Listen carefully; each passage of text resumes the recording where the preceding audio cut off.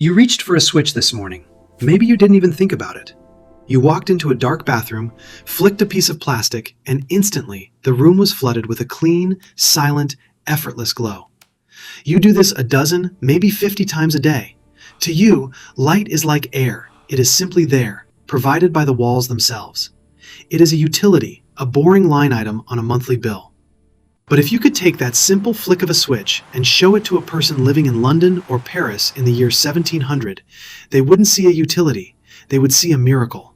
Or more likely, they would see a weapon. Because for almost all of human history, light was not a right. It was a brutal, expensive, and fragile privilege. Before the 19th century, when the sun went down, the world didn't just get dim, it vanished. We have forgotten what true darkness looks like. In our modern cities, we have street lamps, glowing billboards, and the constant hum of standby lights on our appliances.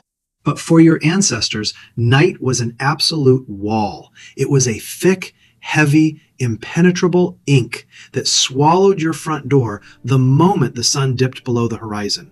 And that darkness was the great equalizer. It didn't matter if you were a genius, a craftsman, or a scholar. Once the sun was gone, your productivity was over. You didn't control your time, the sky did.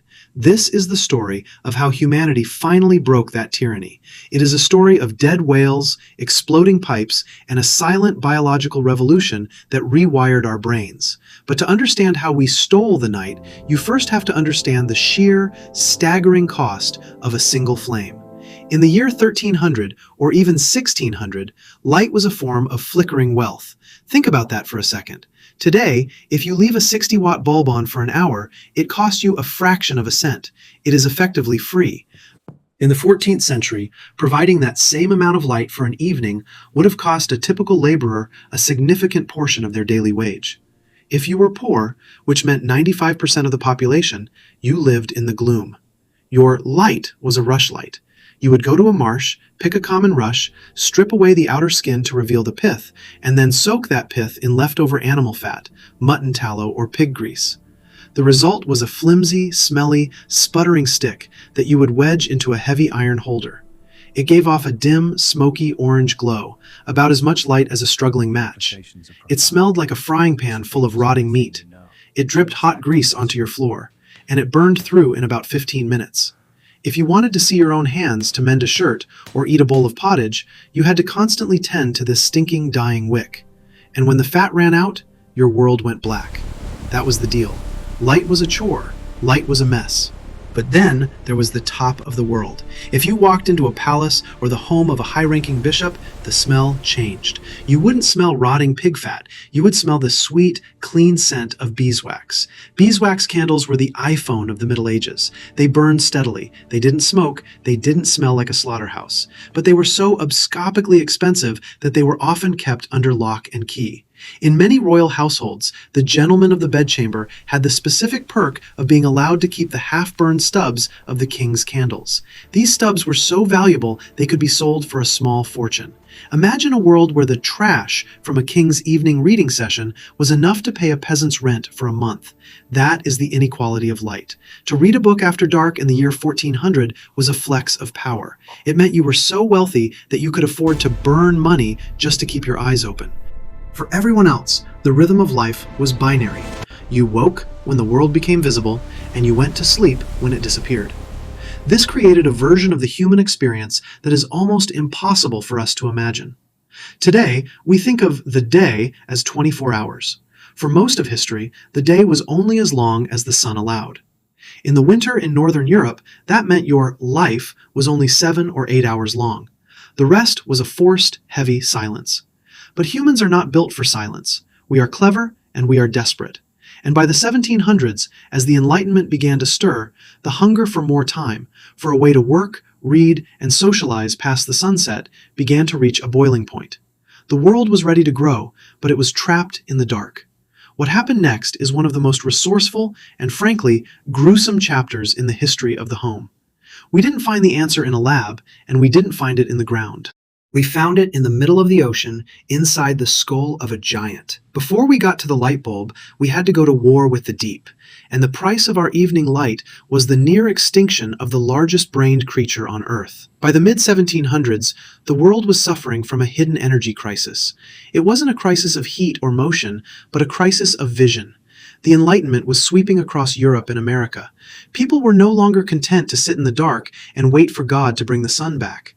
They wanted to argue, to write pamphlets, to study anatomy, and to run factories. But they were hitting a physical wall: the cow. As we discussed, tallow, animal fat, was the primary source of light for the masses. But tallow had a limit. A cow only has so much fat. As cities like London and Philadelphia exploded in size, the demand for candles began to outpace the supply of livestock. Moreover, tallow was, frankly, pathetic. If you wanted to illuminate a large room for a meeting of the Royal Society, you would need hundreds of tallow candles, creating a literal fog of stinking, greasy smoke that made it impossible to breathe. Humanity needed a miracle. They needed a substance that burned with the intensity of the sun, but without the stench of the slaughterhouse. And they found it in the most unlikely place imaginable, inside the skull of a giant, 3,000 miles away in the middle of a freezing ocean. This is the era of the sperm whale. If you were a resident of Nantucket in the year 1820, you weren't living in a quaint fishing village. You were living in the Silicon Valley of the 19th century. Nantucket was the center of a global, high-stakes, incredibly violent energy industry. They weren't hunting whales for meat. They were hunting them for liquid gold. Specifically, they were looking for a substance called spermaceti. Deep inside the massive, block-shaped head of a sperm whale lies a unique organ called the spermaceti organ. It can hold up to 500 gallons of a strange, milky fluid. To the whale, this fluid is a biological tool for buoyancy and echolocation. To a 19th century businessman, it was the purest, brightest burning fuel in the history of the world. When you kill a sperm whale and cut open its head, this fluid is warm and liquid. But as it cools, it turns into a beautiful, pearly white wax. And here is the detail that changed everything. A candle made from spermaceti doesn't sputter. It doesn't smell like a frying pan. It produces a flame that is remarkably steady, incredibly white, and significantly brighter than anything a cow could ever provide. For the first time, light became a high-end consumer product. But look at the cost.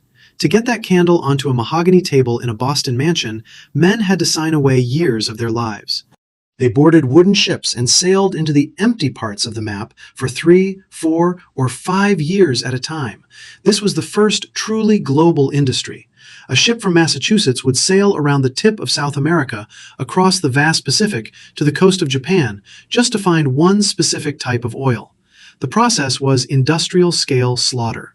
When a whale was spotted, the men didn't just fire a cannon.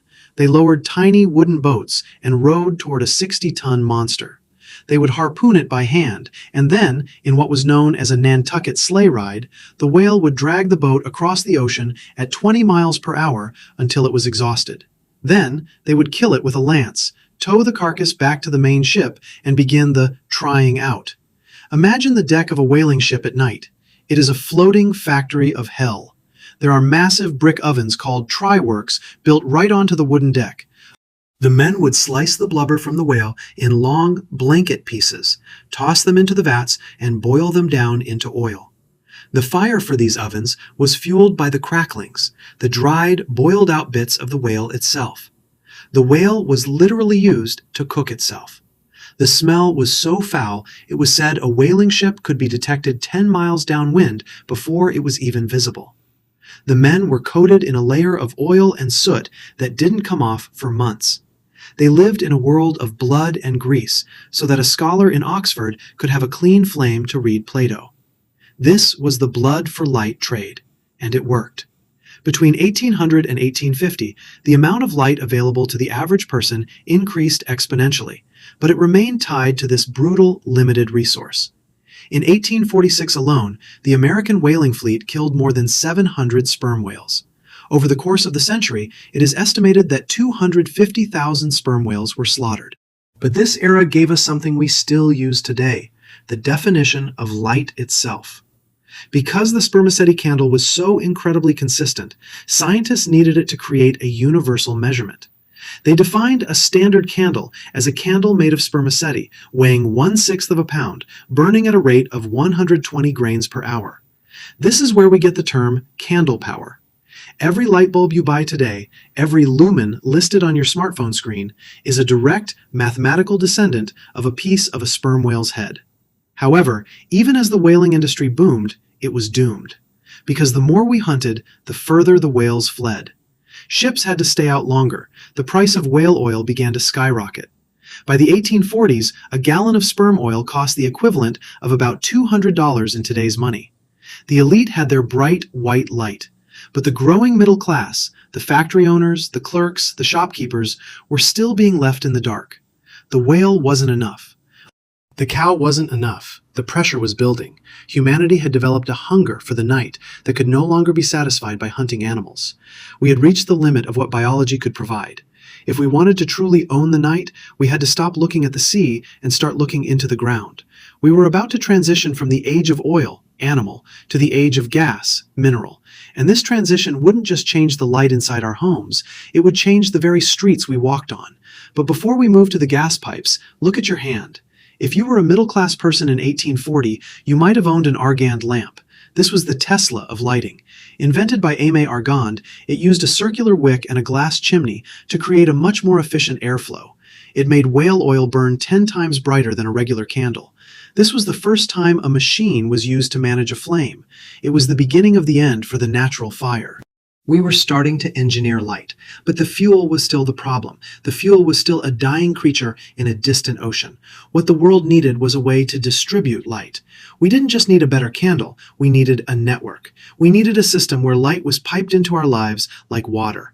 And that brings us to the most dangerous, explosive, and transformative invention of the early 1800s. Coal gas. Imagine a world where your walls are filled with invisible, flammable ghosts. A world where you could light your entire house with a single match, but if you did it wrong, the whole block would disappear in a fireball. That was the trade-off we were about to make. We were moving from the whale to the mine, and the night was about to get a lot more crowded. By the year 1800, humanity had a problem. We had the whales and we had the candles, but we were trying to power a global industrial revolution with ancient technology. Factories were growing. Textile mills in the north of England were becoming massive, multi-story cathedrals of machinery. But these machines had a weakness. They could only run for as long as a worker could see their fingers. The masters of these mills were desperate. They wanted to run their machines 16, 18, 20 hours a day. But if you put 10,000 tallow candles inside a room full of cotton dust and dry wood, you didn't get a factory. You got a funeral pyre. The risk of fire was so absolute that the night remained a barrier to profit. But then a man named William Murdoch started playing with smoke. Murdoch was a Scottish engineer, a tinkerer who worked for the legendary firm of Bolton and Watt. In 1792, he began a series of experiments that sounded like literal alchemy to his neighbors. He wasn't looking at oil, and he wasn't looking at wax. He was looking at coal, the black, dirty rock that was already fueling the steam engines of the world. He discovered that if you heated coal in a closed vessel without air, it didn't just turn to ash, it sweated. It gave off a volatile, invisible, and highly flammable gas. Murdoch realized that if you could catch this smoke in a pipe and transport it to a different room, you could set the end of the pipe on fire. The result was a jet of light that didn't need a wick. It didn't need a whale. It was a ghost flame that seemed to feed on nothing. In 1802, Murdoch decided to show the world what he had found. He used his coal gas to illuminate the front of the Soho foundry in Birmingham to celebrate a peace treaty. People traveled for miles to see it. They stood in the mud and stared at the building, which was glowing with a brilliance that made the stars look dim. It wasn't the flickering orange glow of a candle. It was a steady, piercing, blue-green hiss of light. It was the most spectacular advertisement in human history. It told every businessman in the world, the night is now open for business. But look at the cost of this new light. To bring gaslight into a city, you had to perform surgery on the city itself. This is the part we always forget when we look at old, romantic gas lamps. Before the light could appear, the streets had to be destroyed. In the early 1800s, London and Paris were ancient mazes of stone and dirt. To install gaslight, companies had to tear up the streets, block by block, to lay miles of cast iron pipes. It was a chaotic, muddy, expensive nightmare. And what was moving through those pipes was terrifying. Coal gas wasn't clean. It was a cocktail of hydrogen, methane, and, most dangerously, carbon monoxide. It was poisonous, it was foul-smelling, and it was incredibly explosive. When gas first entered the home, people were genuinely afraid of it, and they were right to be. Imagine a world where your living room is connected to a massive, centralized tank of invisible, explosive vapor. If a joint in the pipe leaked, or if a servant forgot to turn a valve, the house didn't just get dark, it vanished in a roar of fire. Newspapers of the era are filled with gas horrors, stories of entire families being suffocated in their sleep by a silent leak, or a man walking into a basement with a candle and blowing his entire house into the street. To live with gaslight was to live with a loaded gun inside your walls. But the hunger for light was so great that we accepted the risk. We traded safety for vision. And then, something even more profound happened. This wasn't just a change in technology, it was a change in the human soul. Because for the first time in 200,000 years, the city streets became safe after dark. Before gaslight, the night belonged to the predator. If you walked down a London street in 1750 after sunset, you were in a state of nature. There were no streetlights, only the occasional link boy, a poor child who would carry a torch for you for a few pennies. But the link boys were often in league with the muggers. They would lead you into a dark alley, blow out their torch, and leave you to be robbed in the blackness. Gaslight changed the geography of the city. It created the nocturnal city. It gave birth to the theater districts, the late-night restaurants, and the flaneur, the person who wanders the city just to see and be seen. We conquered the street, but as we lit up the boulevards, we did something terrible to the human body. We killed second sleep. This is one of the most fascinating lost facts about human history. Before the era of artificial light, human beings didn't sleep in one 8-hour block. They practiced what historians call segmented sleep. You would go to bed shortly after sunset, around 8 o'clock or 9 o'clock p.m. You would sleep for about 4 hours. Then, around midnight, you would naturally wake up. You would spend 2 hours awake in the dark. You would pray, you would talk to your spouse, you would think, you would even visit neighbors. It was a time of deep creativity and reflection. Then you would go back for your second sleep until dawn. Gaslight ended that.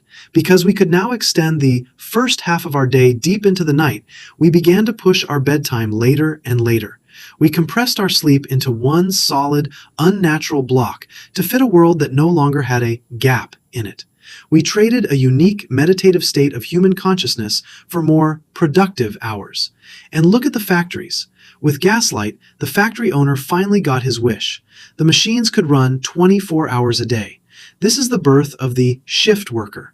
For the first time in history, a human being's schedule was no longer tied to the seasons or the sky. You could be assigned to the night shift in a room that looked exactly the same at noon as it did at midnight. The worker became a cog in a machine that never slept. The light wasn't there to help you see, it was there to make sure you never stopped. The aesthetic of the world changed too. Gaslight was harsh. It gave off a tremendous amount of heat. A single gas jet produced as much heat as 2 or 3 modern space heaters. Rooms became stiflingly hot. The gas jets also produced soot and sulfur. They tarnished silver. They killed houseplants. They turned the beautiful white ceilings of the Victorian era into a sickly, yellowish gray. Even human beauty had to be re-engineered. Makeup that looked good in the sunlight looked like a mask under the flickering, blue-green hiss of gaslight. Fashion designers had to start choosing fabrics that would pop under the artificial glow. We were no longer designing for the sun, we were designing for the pipe. By 1850, the conquest of the night seemed complete. We had the whale for the rich and the pipe for the masses. The great cities of the world were glowing jewels in the dark. But there was one final barrier. Gaslight was still fire. It was still a flame. It still flickered. It still burned oxygen. It still carried the smell of the coal mine into your bedroom. And it was still tethered to a massive, centralized infrastructure that could fail at any moment. Humanity was staring at the end of the 19th century, and we were asking, can we have light without the fire? Can we have the glow without the hiss? We had mastered the gas, but we hadn't yet mastered the lightning. The world was about to enter the most famous war in the history of science. A war between 2 men, 2 systems, and a tiny glowing thread of carbon. We were about to move from the mine to the wire, and once we did, the night of God would be gone forever. By the year 1870, the world was glowing, but it was glowing with an uneasy, flickering violence. Gaslight had conquered the streets, and whale oil had saved the parlors of the rich, but the conquest of the night was still tethered to the flame. Every light source in human history, from the first cave fire to the most advanced Victorian gas jet, shared a single, fundamental flaw. It was a combustion. It burned oxygen. It produced heat. It smelled. It died when the wind blew. And then, a new kind of light appeared. But it didn't start in a bedroom. It started as a miniature sun. Before we had the light bulb, we had the arc lamp. Scientists had discovered that if you took two rods of carbon and passed a massive amount of electricity between them, a bolt of captured lightning would jump the gap. The result was a light so blindingly white and so incredibly powerful that it made gaslight look like a dim orange smudge. In the late 1870s, cities like Cleveland and Paris began installing arc lamps on top of massive towers. They were called moonlight towers. They were literally artificial suns placed 200 feet in the air, designed to illuminate entire city squares. But you couldn't put an arc lamp in your house. It hissed like a snake. It smelled of ozone. It threw off sparks of molten carbon. And it was so bright, it would literally damage your retinas if you stared at it. It was a public light, an industrial light. It was too wild for the human home. The world was waiting for someone to tame the lightning. They were waiting for the small light. Enter Thomas Alva Edison. Edison is often called the inventor of the light bulb, but that is a simplification. People had been trying to make an incandescent bulb for 40 years before Edison. The concept was simple. If you pass electricity through a thin wire, a filament, the wire gets hot. If it gets hot enough, it glows. But the problem was that as soon as the wire started to glow, it would hit the oxygen in the air and burn to ash in a fraction of a second. To make a bulb, you needed two things that didn't exist in a reliable way: a perfect vacuum and a material that could get white hot without melting. In 1878, at his laboratory in Menlo Park, New Jersey, Edison began what can only be described as a war of attrition against the laws of physics. He didn't have a genius breakthrough. He had a budget and an obsession. He turned Menlo Park into the world's first invention factory. He hired chemists, glassblowers, and mathematicians. And then he began to test everything. This is the part of the story that defines the modern age. Edison didn't just test 10 or 20 materials. He tested 6,000 different substances to find the perfect filament. He tested platinum, too expensive. He tested human hair from his assistant's beard. He tested silk. He tested cork. He tested spider webs. He sent explorers to the jungles of the Amazon and the highlands of Japan to look for exotic grasses and barks. Think about the sheer, exhausting scale of that failure. 6,000 times he built a glass bulb, pumped out the air, turned on the power, and watched his dream turn to smoke. Finally, in October 1879, he tried a piece of common cotton thread that had been carbonized, baked until it was nothing but a fragile skeleton of carbon. He put it in the bulb, turned on the current, and it glowed. And it kept glowing. It burned for 13.5 hours. Edison didn't just see a light, he saw a product. But here is the detail that proves Edison was a businessman first and an inventor second. He knew that a light bulb was useless without a wire. If you bought a light bulb in 1880, you couldn't just plug it in. There were no plugs. There were no power plants. There was no grid. Edison realized that to sell the bulb, he had to build the world. He had to invent the sockets, the switches, the meters to measure the power, the massive generators to create the juice, and the miles of copper wire to bring it to your door. In 1882, he opened the Pearl Street Station in New York. When he threw the switch, 85 buildings in Lower Manhattan suddenly lit up. It was the birth of the electric age. But as the lights came on, a dark, violent war was brewing. Because Edison's system had a flaw. He used direct current, DC. DC was safe, but it was weak. It couldn't travel more than a mile through a wire without losing its strength. To light a city with Edison's system, you would need a noisy, smoky power plant on every single street corner. Then came George Westinghouse and a brilliant, eccentric Serbian immigrant named Nikola Tesla. Tesla had a different idea: alternating current, AC. AC was strong. By using transformers, you could boost the voltage to incredible levels, shoot it across hundreds of miles of thin wire, and then step it back down at the house. It was a vastly superior way to power a continent. Edison, seeing his business empire threatened, didn't fight back with better science. He fought back with terror. This is one of the most disturbing chapters in the history of light. Edison began a public campaign to convince the world that AC was the executioner's current. He wanted people to believe that if they let Tesla's AC into their homes, it would kill their children through the walls. To prove his point, Edison's team began Westinghousing animals. They would gather crowds in New York and publicly electrocute stray dogs, cats, and even horses using AC power to show how deadly it was. The horror reached its peak in 1903 with an elephant named Topsy. Topsy was a circus elephant who had killed 3 men and was sentenced to death. Edison's film crew arrived and recorded the public execution as Topsy was fed cyanide and then zapped with 6,600 volts of alternating current. Edison used the footage of a dying elephant to sell the safety of his light bulbs. It was the most cynical marketing campaign in history, but it failed.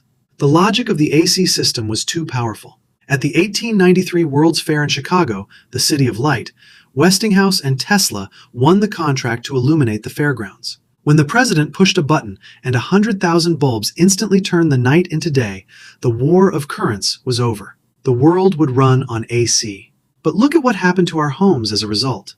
When the electric light finally entered the average bedroom, it performed a silent psychological surgery on the human race. For the first time in history, light was silent.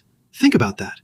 For thousands of years, light was a process. You could hear the fire crackling. You could hear the tallow sputtering. You could hear the hiss of the gas jet. Light had a voice. It was a living thing that you had to feed and watch. Electric light was dead. It was a silent, cold, unblinking presence. It was the first time humanity had a permanent sun that didn't breathe. And it was clean. The soot was gone. The heat was gone. The smell of the coal mine and the whale was gone. Suddenly, we could have white walls, white ceilings, and delicate fabrics that didn't turn gray in 6 months. The aesthetic of the modern home, the minimalist, bright, clinical look, is a direct result of the light bulb. But as we cleaned our homes, we did something tragic to the world outside. We performed the Great Disappearance. Before the electric light, the night sky was the most spectacular show on Earth.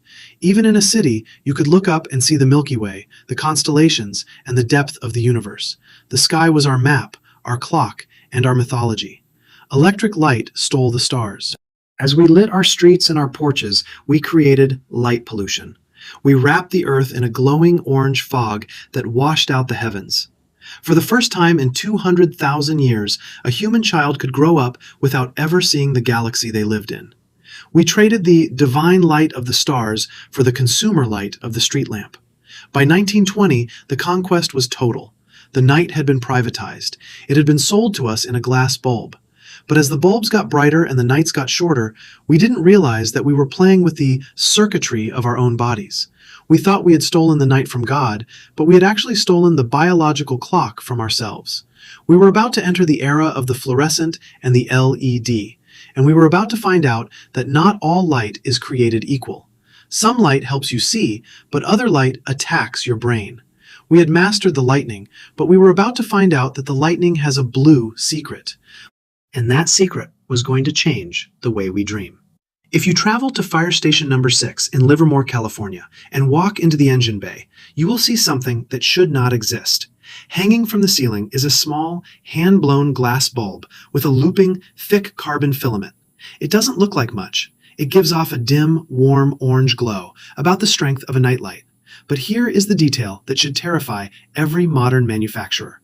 That bulb was turned on in 1901. It is known as the Centennial Light. It has been burning almost without interruption for over 120 years. It has outlived the firefighters who first installed it. It has outlived the company that made it. It has outlived the era of the horse and carriage, the birth of the airplane, the moon landing, and the invention of the internet. It is a silent, glowing witness to a truth we were never supposed to find out. A light bulb can last forever. So why did the bulb in your kitchen pop and die 6 months after you bought it? Why do we accept that light is something we have to replace every few thousand hours? The answer isn't a failure of physics, it was a victory of greed. By the year 1920, the pioneers had done their job. Edison, Tesla, and Swan had mastered the lightning. Light bulbs were becoming a standard feature in the middle-class home, but the companies that made them, Osram in Germany, Philips in the Netherlands, General Electric in America were facing a nightmare scenario. Their products were too good. In the early 1900s, a standard light bulb could easily last for 2,500 hours. Some lasted much longer. But for a businessman, a product that lasts forever is a disaster. If every house in the world buys 20 light bulbs and those bulbs never break, the factories eventually have nothing left to do. The market saturates. The profit stops. On Christmas Eve, 1924, a group of men in suits gathered in a quiet room in Geneva, Switzerland. They represented the top lighting companies on the planet, and there, under the flickering glow of their own inventions, they formed the Phoebus Cartel. It was the world's first global conspiracy to make a product worse. The goal of the Phoebus Cartel was simple. They wanted to increase sales by forcing light bulbs to die. They sat down with their engineers and gave them a goal that was the exact opposite of everything science stands for. They didn't say, make it better. They said, find a way to make it fail. At the time, the natural life of a high-quality light bulb was around 2,500 hours. The cartel issued a decree. Every member company must redesign their bulbs so that they would burn out at exactly 1,000 hours. Think about the sheer, cynical brilliance of that number. 1,000 hours is enough to feel fair to the consumer, but short enough to ensure that every household in the world would have to go back to the store once or twice a year forever. But engineers are proud people. They didn't want to make bad bulbs, so the cartel created a light bulb police. They set up sophisticated testing laboratories where they would randomly buy bulbs from their own member companies. If a company's bulbs lasted 1,100 hours, they were fined. If they lasted 1,500 hours, the fines were massive. The companies began to compete not to make the brightest or longest-lasting light, but to see who could most accurately engineer the moment of death. They thinned the filaments. They changed the gas mixtures inside the glass. They intentionally created weak points that would be brittle and snap after a predictable amount of heat. This was the birth of planned obsolescence. Every time you have to throw away a broken toaster, a cracked smartphone, or a dead light bulb, you are living in the shadow of that Christmas Eve meeting in 1924. The cartel taught the world that the soul of a product isn't its utility, it's its expiration date.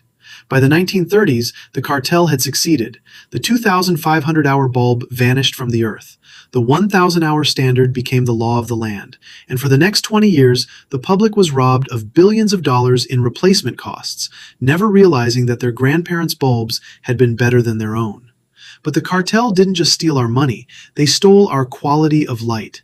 To make a bulb fail at 1,000 hours, you have to run the filament at a higher, more violent temperature. This changed the color of the light. It made it whiter, harsher, and more clinical. We lost the soft, amber, firelight glow of the early carbon filaments, the light that felt natural to our eyes. We were moved into a world of high-tension, high-stress illumination. And then came the fluorescent. In the mid-20th century, we pushed the light of the mind even further. We moved away from the glowing wire and into the glowing gas. Fluorescent tubes were incredibly efficient, but they were a biological disaster. If you have ever worked in an office with buzzing, flickering fluorescent lights, you know the feeling. It's not just a light, it's a physical weight. Fluorescent light doesn't give off a continuous spectrum. It gives off spikes of green and blue. To your brain, it feels like a discord in a song. It triggers headaches, it creates eye strain, and it flattens the world into a dull, gray, depressing haze. We put these lights in our schools, our hospitals, and our factories. We told ourselves we were being efficient, but we were actually putting the human race inside a giant, buzzing laboratory. And look at what happened to the sacred night. Because light was now cheap and disposable, we stopped respecting it. In the era of the candle, you only lit what you needed. In the era of the cartel, we began to flood the world. We created the overlit world. Drive through any modern suburb at 2 a.m. Every porch has a 100-watt bulb burning for no one.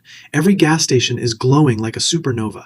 Every empty office building is a pillar of light in the dark. We are burning the night just because we can. This is the rebound effect.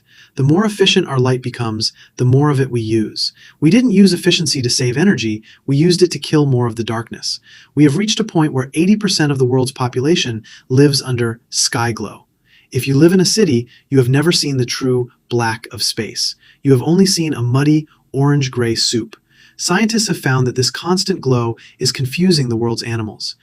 Baby sea turtles, hatchlings that are supposed to follow the moonlight to the ocean, are now turning inland, lured by the false moons of streetlights and dying on the pavement.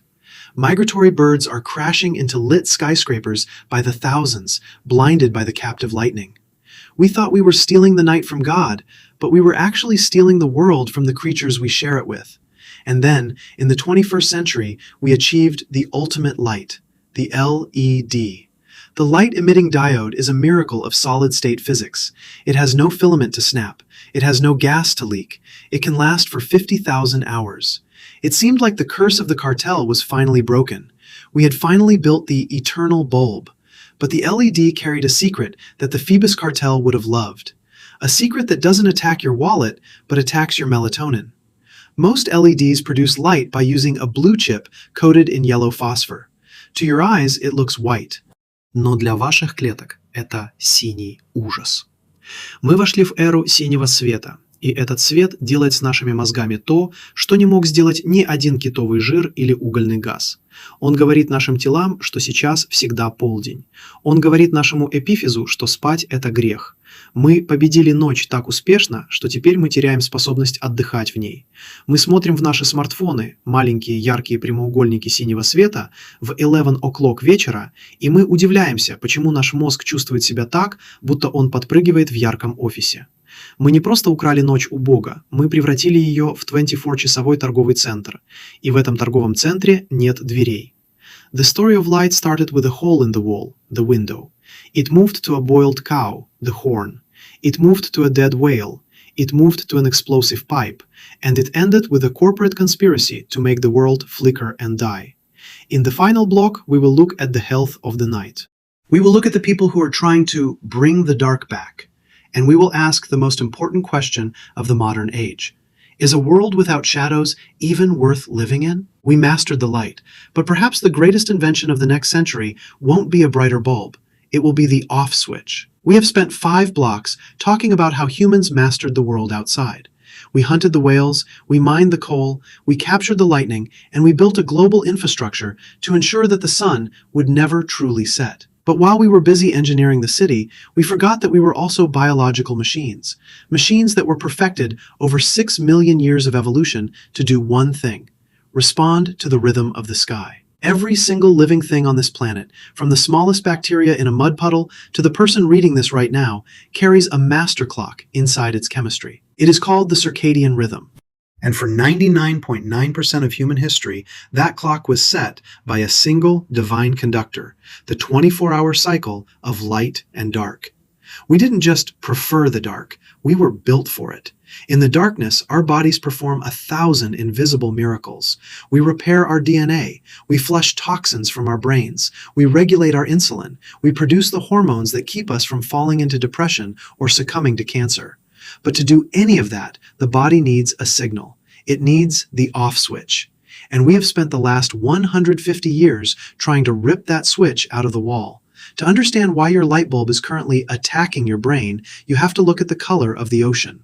Millions of years ago, when our ancestors were still swimming, the only light that could penetrate deep into the water was blue light. Because of this, the most ancient part of the eye evolved to be incredibly sensitive to the blue end of the spectrum. Even today, your eye has a secret. Most people know about the rods and cones, the cells that help us see shapes and colors. Но только в 2002 году ученые окончательно подтвердили существование третьего типа клеток – IPRGC – внутренне светочувствительные ганглиозные клетки сетчатки. Эти клетки не участвуют в зрении, они не помогают вам видеть чашку кофе или лицо вашего ребенка. У них только одна примитивная задача – они ищут синий свет. Когда эти клетки находят синий свет, они посылают прямой сигнал в крошечную область вашего мозга размером с рисовое зернышко, называемую супрахиазматическим ядром, SXY. Это центральный пульт управления вашим телом. И сообщение, которое посылает синий свет, всегда одно и то же. Сейчас полдень, проснись, охоться, работай, не спи. В мире природы синий свет исходит только от солнца и чистого дневного неба. Поэтому, когда солнце садилось, синий свет исчезал. Огонь костра или свет свечи почти не содержат синего. Они теплые, оранжевые, красные. Для вашего SXY огонь – это тьма. Огонь позволял нам видеть, но он не обманывал наши внутренние часы. Он позволял телу начать производство мелатонина, гормона вампира, который выходит только тогда, когда исчезает синий свет. Мелатонин – это не просто снотворное, это антиоксидант, защитник иммунитета и главный координатор нашего внутреннего восстановления. Без него мы буквально начинаем распадаться. And then we invented the LED. As we discussed in the last block, the LED was a miracle of efficiency. But the way we make white LED light is a biological trap. Most white LEDs are actually blue chips coated in yellow phosphor. They scream with blue light. And then we took those LEDs and we put them into screens. Think about your evening routine. It is 11 p.m. The sun has been down for hours, but you are lying in bed, holding a smartphone 6 inches from your face. That smartphone is a pocket sun. It is firing a concentrated beam of blue light directly into those ancient iPRGC cells. Your brain receiving this signal is utterly confused. It thinks it is a bright sunny afternoon in the middle of July. It immediately slams the brakes on your melatonin production. We are living in a state of permanent noon. We have created a society of night owls, but not because of choice. We are biological refugees from the night. And the cost of this shift is not just a little bit of tiredness, it is a full-scale health catastrophe. Look at the shift workers. Because we mastered the light, we created the 24-hour economy. We have millions of nurses, factory workers, truck drivers, and security guards who work while the sun is down and sleep while it is up. We thought we could just switch the schedule. But the body doesn't listen to the boss, it listens to the cells. In 2007, the World Health Organization, WHO, made a staggering announcement. They classified shift work that involves circadian disruption as a Group 2A carcinogen. They put working at night in the same category as exposure to lead or anabolic steroids. Why? Because when you live under artificial light at night, you are performing a biological sabotage. Studies have shown that night shift workers have significantly higher rates of breast cancer, prostate cancer, heart disease, and obesity. By killing the night, we are literally killing ourselves. But it's not just the people working the graveyard shift, it's all of us. We are suffering from what scientists call social jet lag.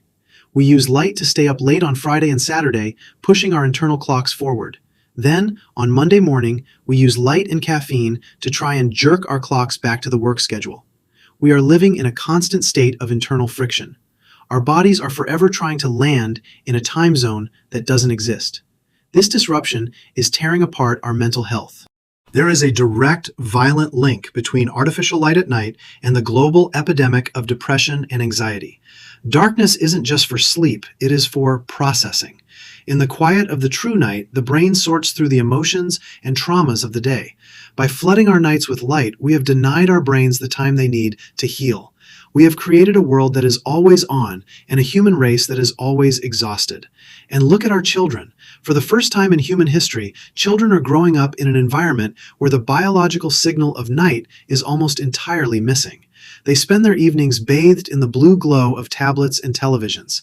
This is delaying their puberty, disrupting their growth hormones, and contributing to the explosion of ADHD and behavioral issues. We are wiring the next generation to be incompatible with the planet they live on. But there is a sensory tragedy here too. Before the electric light, the evening was a time of golden mystery. It was the time of shadows, of whispers, and of the imagination. When you sit by a fire or a single candle, the world becomes small. You focus on the people near you. You focus on the now. Artificial light atomizes us. It makes the world large and clinical. It reveals everything, but it understands nothing. We have lost the glow, the warm, intimate, protective feeling of the limited flame. We have traded the soul of the fire for the efficiency of the diode. We think we are the masters of light. We think we have won. We look at our bright cities from space and we feel proud. But those lights are not a sign of victory, they are a sign of leakage. Every street lamp that shines light up into the sky is wasted energy. Every office building that stays lit at 3 a.m. is a monument to our refusal to accept our own biology. We are the only species on Earth that actively tries to break its own internal clock. We have conquered the night, but in doing so, we have made ourselves biological orphans. We are wandering through a 24-hour shopping mall looking for a place to rest, but we have forgotten how to find the shadows. But as the crisis of sleep and health reaches a breaking point, a new movement is starting to stir. People are starting to realize that brighter isn't better. They are starting to look at the stars again and realize that we have lost something more valuable than any 1,000-hour bulb. In the next block, we will look at the dark sky movement. We will look at the cities that are turning down the volume of their light. And we will find out if it is possible to bring the night of God back to a world that has become addicted to the switch. We mastered the lightning. We mastered the gas. We mastered the whale. Now we have to master the most difficult thing of all, the silence. We have stolen the night. Now we have to find out if we are brave enough to give it back. If you were to look down at the Earth from the International Space Station tonight, you would see a sight that would have been inconceivable to any human being born before 1880. You wouldn't see the dark, quiet continents of our ancestors. Instead, you would see a glowing, golden web of fire. The coastlines are traced in neon. The cities look like clusters of diamonds scattered on black velvet. The highways are veins of liquid gold, connecting the great, thrumming hearts of our civilization. From space, this web of light looks like the ultimate sign of success. It looks like a planet that has been tamed. It looks like a species that has finally won. But to a biologist, an astronomer, or an ecologist, that web of light doesn't look like success. It looks like leakage. Every photon of light that travels from a street lamp up into the atmosphere is a photon that failed its mission. It didn't help a driver see the road. It didn't help a pedestrian feel safe. It simply traveled up, hit the dust and moisture in the air, and scattered, creating what scientists call sky glow. We are currently spending billions of dollars every year to illuminate the bellies of clouds. We are burning coal and gas to light up the underside of airplanes. We are performing the most expensive and useless renovation of the atmosphere in history. And the cost of this hubris is something we are only just beginning to measure. This is the story of the Great Disappearance. For 200,000 years, the night sky was the most spectacular, high-definition show on Earth. It was our clock. It was our calendar. It was our map. Every human culture, from the Polynesians navigating the Pacific to the Egyptians building the pyramids, looked at the stars and saw their own mythology written in the fire of the universe. The Milky Way wasn't a concept. It was a physical, glowing river of light that was as much a part of the human experience as the wind or the rain. Today, that river is gone. In 2001, an amateur astronomer named John Bortle created the Bortle scale. It is a 9-level scale that measures the quality of the night sky. Bortle 1 is excellent dark sky, the kind of blackness where the Milky Way is so bright it actually casts a shadow on the ground. Bortle 9 is inner city sky, a muddy orange-gray soup where you can barely see the moon and the stars have been entirely erased. We have built ourselves a Bortle 9 prison. 80% of the world's population and 99% of people in the United States and Europe now live under light-polluted skies. 1/3 of humanity can no longer see the Milky Way. Think about that for a second. We are the first generation of human beings in the history of our species to grow up cosmically blind. We have lost the cosmic vertigo, that humbling, awe-inspiring realization of our own insignificance that comes from staring into the infinite depth of the galaxy. By killing the darkness, we have made the world feel smaller. We have turned our gaze inward. We have replaced the divine light of the universe with the disposable light of the shopping mall. Но эта потеря не просто эстетическая трагедия. Это экологический апокалипсис. Because while we were busy enjoying our 24-hour cities, we forgot that we share this planet with millions of other species, and for them, the switch is a death sentence. Look at the insect apocalypse. Nearly half of all insect species are nocturnal. They have spent 400 million years evolving to navigate using the moon and the stars. For a moth, a bright light source is a navigation error. They don't fly toward your porch light because they love it. They fly toward it because they are trying to keep a fixed angle relative to the moon, and your light bulb is a fake moon that is too close. They spiral into the flame, exhausted, confused, and eventually die. A single street lamp can kill thousands of insects in a single night. And when the insects die, the food chain collapses. The bats that eat the insects, the birds that feed on the larvae, the plants that depend on nocturnal pollinators, everything begins to unravel. We are vacuuming the life out of the night using 1 billion glass bulbs. And look at the migratory birds. Millions of birds migrate at night, using the stars to find their way across continents. When they fly over a lit city, they become trapped. They are lured in by the glow, they lose their sense of direction, and they begin to circle the bright buildings until they fall from exhaustion or crash into the glass. In New York City, the tribute in light, the two massive beams of light that honor the victims of 9/11, becomes a bird trap every year. Researchers have found that when the beams are on, thousands of birds become trapped in the light, unable to leave the circle. They have to turn the beams off every 20 minutes just to let the birds escape. We are literally netting the sky with photons. And then there are the sea turtles.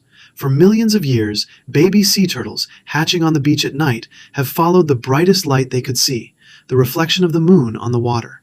That signal told them where the safety of the ocean was. But today, the hotels and condominiums behind the beach are 1,000 times brighter than the moon. The hatchlings turn away from the water. They crawl toward the roads, toward the parking lots, and toward certain death. We have hijacked the sensory systems of the planet. We have made the world unreadable for the creatures that live on it. But the rebellion has begun. In the late 1980s, a group of astronomers realized that if we didn't do something soon, the science of astronomy would die. You can't look at distant galaxies through a fog of orange street lamps. They formed the International Dark Sky Association, IDA. Their mission was simple: to bring the night back. They started by challenging the philosophy of the street lamp. For 100 years, the rule was more light equals more safety. But the dark sky rebels pointed out a different truth. If you put a blindingly bright, unshielded light on a street corner, it creates glow-induced blindness. It creates harsh black shadows where a criminal can easily hide. Your pupils contract because of the glare, making you less able to see into the dark. Smart lighting isn't about being dark, it's about being precise. The movement began to push for shielded lighting, lamps that point all their light down at the ground where it's needed, and none of it up into the sky. They pushed for warmer colors, moving away from the blue death of the early LEDs and back to the amber and orange tones that don't disrupt human melatonin or confuse the animals. And they started creating dark sky parks.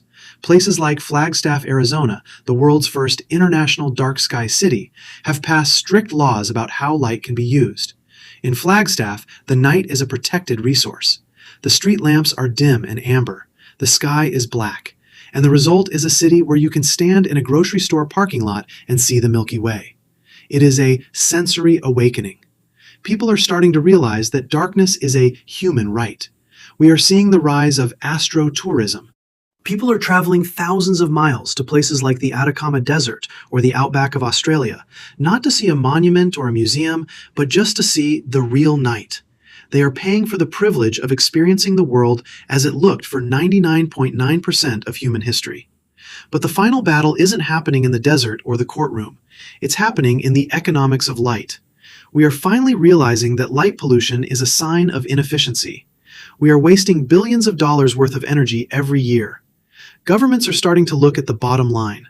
If we can save 40% of our energy bill just by putting a cap on our street lamps and turning off empty office buildings at night, then the night might be saved by the one thing that has always driven human progress: the profit motive.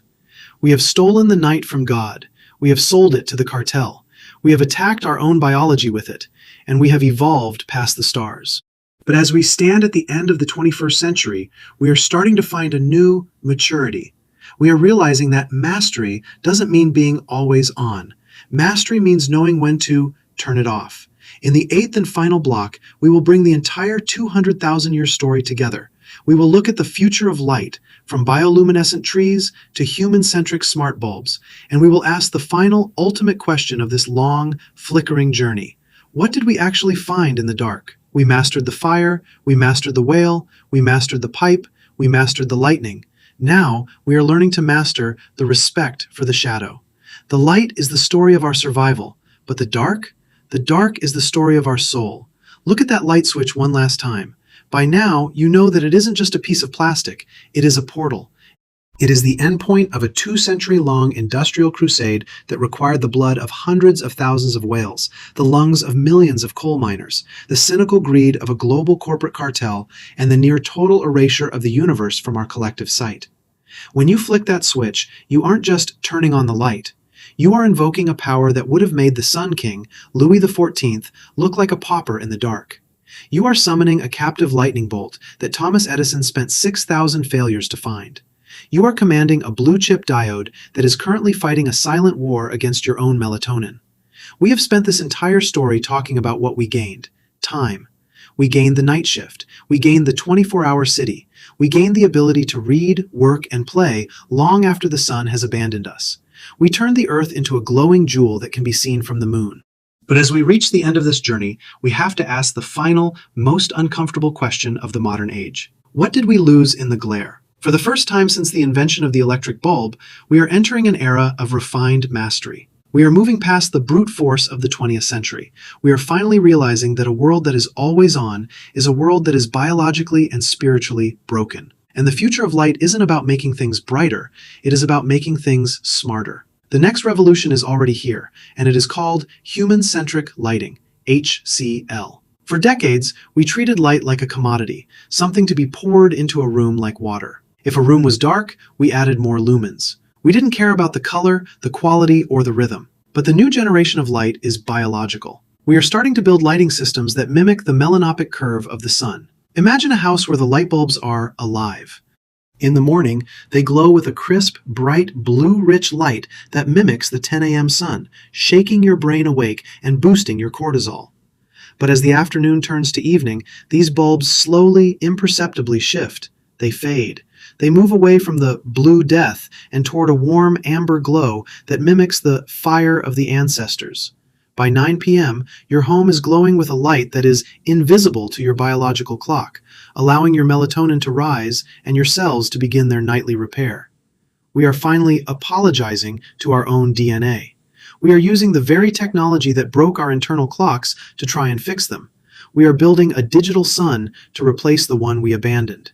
But there is a more radical future waiting for us, a future where we stop burning energy altogether. Travel to a laboratory in Cambridge or San Francisco, and you will see the birth of living light. Scientists are currently editing the genes of plants and trees to include the luciferase enzymes found in fireflies and deep-sea jellyfish. They are creating bioluminescent trees. Think about the poetry of that transition. We started with the tree, wood for the fire. We moved to the mineral, coal gas. We moved to the lightning, the bulb. And now we are moving back to the tree. In the city of the future, we might not have street lamps at all. Instead, the sidewalk will be lined with glowing, soft green foliage that provides just enough light to see the path, but not enough to erase the stars. This is light that breathes. It is light that grows. It is light that doesn't need a power plant or a copper wire. It is the return to the organic night. It is the moment we stop mastering nature and start partnering with it. But even as the technology evolves, we are facing a deeper, more philosophical shift. We are relearning the value of the shadow. In our rush to illuminate everything, we forgot that the shadow is where the human soul actually lives.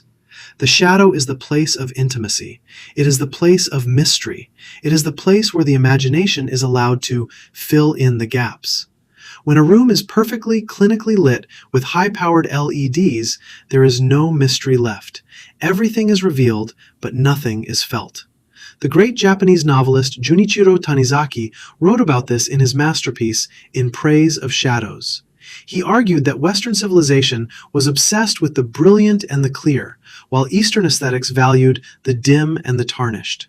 He believed that the beauty of a room wasn't in the light itself, but in the patterns of shadows created by the light. We are seeing a return to this shadow architecture. Designers are starting to realize that a dark restaurant feels more expensive than a bright one. A dark bedroom feels safer. A dark city park feels more natural. We are learning that darkness is a resource. It is the silence between the notes of a song. Without the silence, the music is just noise.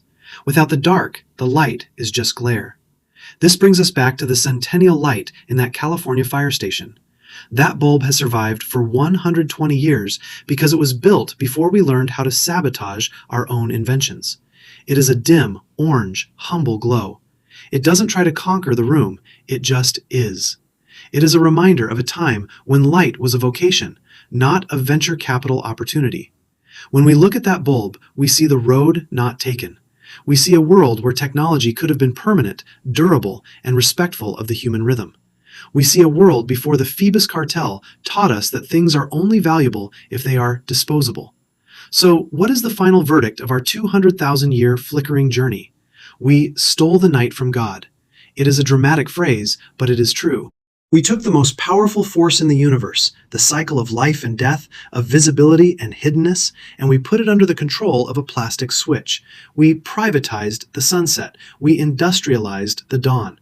We did it because we were afraid. At the core of the history of light is a primal fear of the dark. We are the naked ape that survived the savannah because we learned to use fire to keep the predators at bay. The light bulb is just the latest, most sophisticated version of that first torch. We are still that shivering ape trying to push the wildness of the world back. But in pushing the world back, we also pushed ourselves out. We made the world so bright that we can no longer see the infinite. We made the world so loud with photons that we can no longer hear our own biological needs. The greatest invention of the next century won't be a light that never dies. It will be the wisdom of the off switch. It will be the realization that the night isn't a waste of time.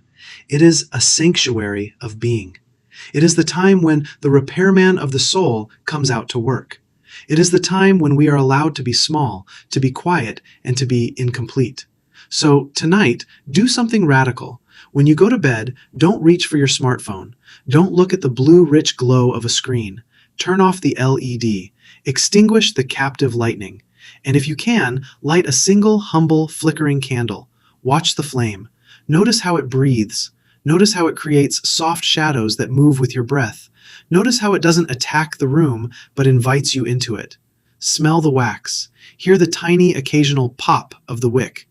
In that moment, you are reconnecting with 99.9% of human history. You are sitting with the Romans in their villas. You are sitting with the peasants in their smoky huts. You are sitting with the scholars who read by whale oil. You are stepping out of the 24-hour shopping mall and back into the human rhythm. The night is waiting for you. It has been there all along, hidden behind the glare of your own success. It is deep, it is black, and it is full of the stars you forgot you owned. We mastered the fire. We mastered the whale. We mastered the pipe. We mastered the lightning. Now we must master the most difficult thing of all, the courage to be in the dark. Because it is only in the dark that we can truly see who we are. We have stolen the night. Now let us be brave enough to give it back. Look at the switch one last time.